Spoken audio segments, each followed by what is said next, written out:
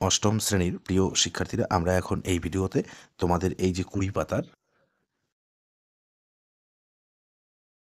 এই 2 এর দাগের আমরা এই 120 ডিগ্রি কোণটি অঙ্কন করব। ঠিক আছে? এই কোণটি তোমাদের এই যে স্কেল ও পেন্সিল কম্পাসের সাহায্যে অঙ্কন করতে বলা হয়েছে। তো আমরা এই ভিডিওতে এই 120 ডিগ্রি কোণটি অঙ্কন করব। তোমরা মনোযোগ সহকারে দেখো, তোমরা অবশ্যই ভালোভাবে বুঝতে পারবে।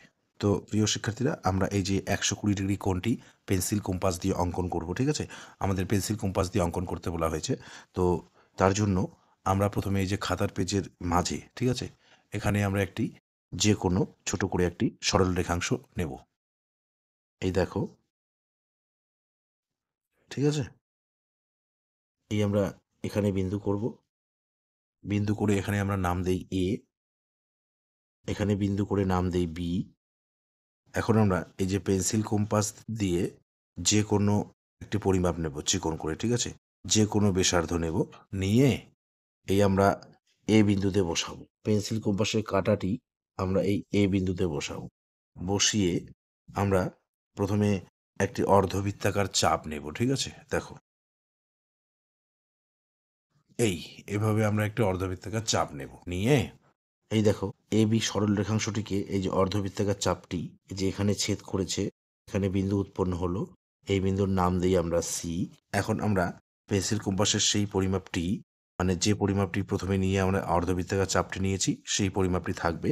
সেই পরিমাপটি আমরা এই সি বিন্দুতে বসাবো। বসিয়ে অর্ধবৃত্তাকার চাপের উপরে এখানে আমরা আরেকটি বৃত্তচাপ কেটে নেব, ঠিক আছে? এরপর এই যে এখানে বিন্দু উৎপন্ন হলো, এই বিন্দুর নাম দেই আমরা ডি। এখন পেন্সিল কম্পাসের কাঁটাটি এই ডি বিন্দুতে বসাবো, ঠিক আছে? বসিয়ে এই অর্ধবৃত্তাকার চাপের উপরে এখানে আরেকটি বৃত্তচাপ কেটে নেব, ঠিক আছে? এখন দেখো এই যে অর্ধবৃত্তাকার চাপের উপরে এই বৃত্তচাপটি এখানে ছেদ করলো, এই বিন্দুর নাম দিই আমরা ই। এখন আমরা স্কেল দ্বারা এই ই বিন্দু আর এ বিন্দু যুক্ত করে দেব, ঠিক আছে? এই এই যে এটি হলো আমাদের 120 ডিগ্রি। আমরা এই ই এ বি 120 ডিগ্রি কোণটি পেন্সিল কম্পাস দিয়ে অঙ্কন করলাম, ঠিক আছে? তো প্রিয় শিক্ষার্থীরা, আমরা পেন্সিল কম্পাস দিয়ে 120 ডিগ্রি কোণটি অঙ্কন করার পরে এখানে একটি লাইন আমরা লিখে দেব।